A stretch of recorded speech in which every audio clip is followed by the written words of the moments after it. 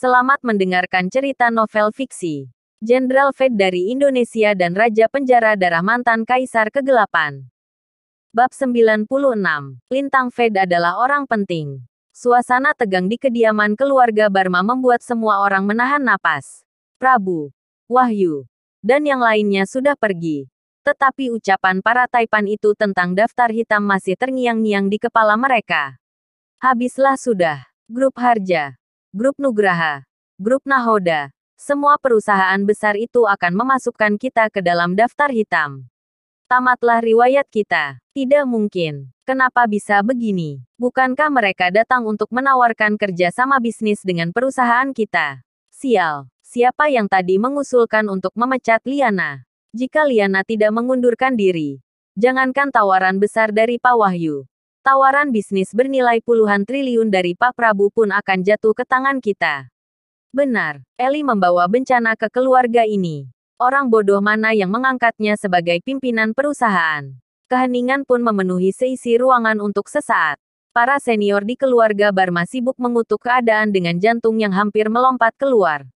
Andai saja Liana tidak mengundurkan diri, grup Barma pasti akan mendapatkan kerja sama bisnis senilai 50 triliun. Tawaran itu sudah lebih cukup untuk menjadikan keluarga Barma keluarga paling berpengaruh di Jakarta.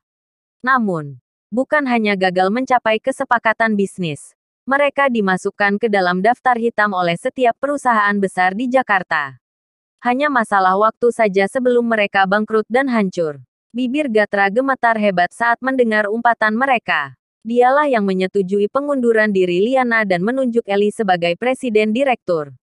Pukulan telak yang baru saja dia terima ini membuatnya menyesali tindakannya. Ayah, apa yang harus kita lakukan? Prabu dan yang lainnya pasti akan buru-buru mengumumkan masuknya perusahaan kita ke dalam daftar hitam. Besok, semua kerjasama dengan grup Barma akan diputus secara sepihak dan keluarga kita akan benar-benar hancur. Andika sangat panik. Jika keluarga Barma hancur, orang-orang bernama belakang Barma akan ikut jatuh bersama mereka. Statusnya sebagai tuan besar keluarga Barma hanya akan menjadi lelucon di mata publik. Eli menatap Gatra dengan wajah memucat. Bahkan para senior dan orang-orang berpengaruh lainnya mengalihkan pandangan mereka pada Gatra. Mungkin dialah satu-satunya orang yang punya solusi untuk menyelamatkan keluarga Barma. Namun, Gatra malah menoleh pada seseorang yang berdiri di sudut ruangan dengan tatapan bingung. Siswanto. Benar juga. Semua orang akhirnya menyadari sesuatu. Ya, Siswanto bisa jadi penyelamat keluarga Barma. Hampir di saat yang bersamaan, seluruh senior dan orang berpangkat tinggi dari keluarga Barma berlari ke arah Siswanto. Satu persatu dari mereka mulai berlutut dan memohon padanya. Siswanto, kau mengenal Pak Prabu, kan? Kau bisa bicara padanya untuk kami, kan? Aku sudah bersujud di kakimu.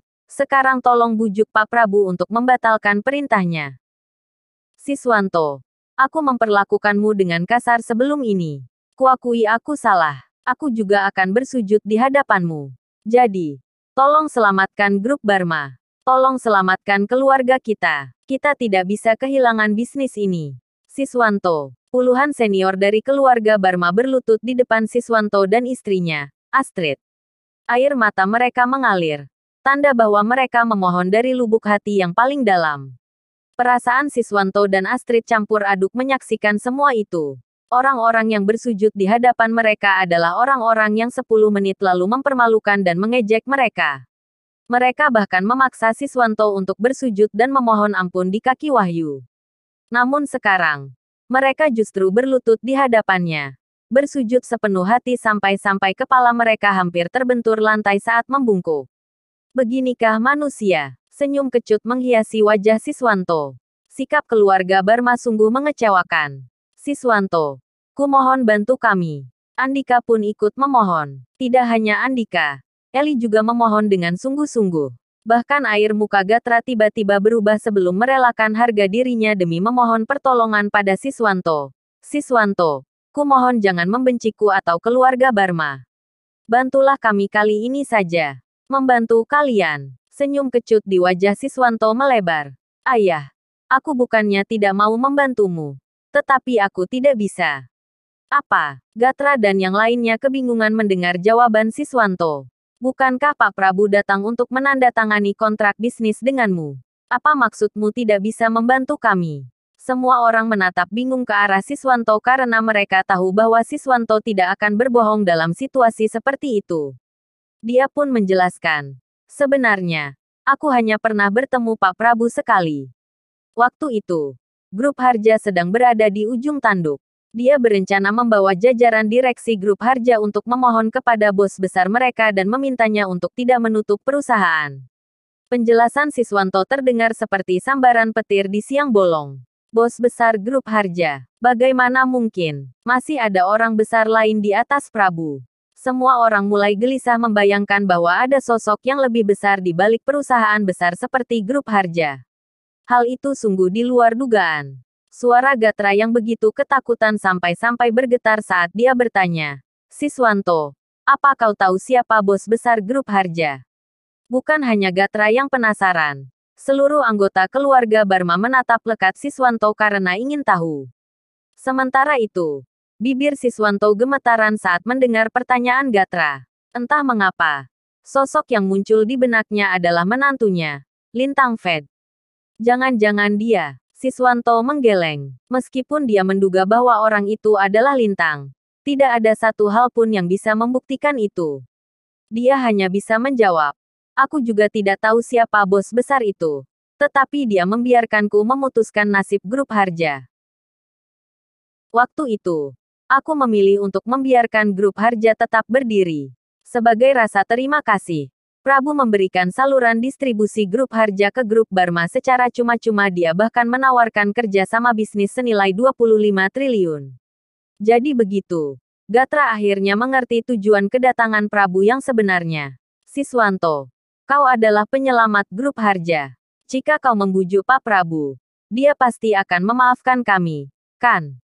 Lucu sekali rasanya melihat Gatra menggantungkan harapan terakhirnya pada putra yang dianggap paling tidak berguna di antara anak-anaknya yang lain. Namun, Siswanto menggeleng lagi. Kau salah, Ayah. Jika aku memang penting di mata Pak Prabu, dia tidak mungkin memerintahkan mereka untuk memasukkan perusahaan kita ke daftar hitam. Siswanto benar. Kebenaran dalam kata-katanya membuat Gatra jatuh terduduk di lantai. Apa yang dikatakan Siswanto ada benarnya. Jika Prabu benar-benar mempertimbangkan perasaan Siswanto, dia tidak akan memasukkan keluarganya ke dalam daftar hitam. Lalu apa yang harus kita lakukan? Ini semua salahku. Aku yang menghancurkan keluarga kita. Gatra sangat menyesali tindakan cerobohnya. Dia seperti sudah bisa melihat kehancuran menyedihkan yang akan menimpa keluarga Barma karena daftar hitam dan boikot itu. Bahkan Andika, Eli, dan yang lainnya telah kehilangan harapan dan mulai meratapi nasib paling yang menimpa mereka. Namun, ekspresi Siswanto tiba-tiba berubah. Dia pun berkata, meskipun aku tidak yakin siapa bos besar grup Harja, aku tahu siapa yang bisa menyelamatkan perusahaan kita. Apa? Seluruh anggota keluarga Barma tiba-tiba berhenti merengek setelah mendengar ucapan Siswanto. Kini, tatapan cemas dan penuh harap semua orang menatapnya lekat-lekat. Di hadapan tatapan itu, Siswanto berkata dengan ekspresi yang sulit diartikan. Satu-satunya orang yang bisa menyelamatkan keluarga Barma adalah menantuku, Lintang. Lintang, mata Gatra, Andika, Eli, dan yang lainnya langsung terbelalak. Mereka akhirnya ingat bahwa Wahyu mengumpulkan 4 perusahaan besar untuk membalas kebaikan Lintang. Terlebih lagi, Prabu memarahi keluarga Barma karena mengusir dan memecat laki-laki itu. Hanya ada satu kesimpulan yang bisa ditarik dari semua kejadian itu. Lintang adalah orang penting yang bisa mengakhiri mimpi buruk keluarga Barma.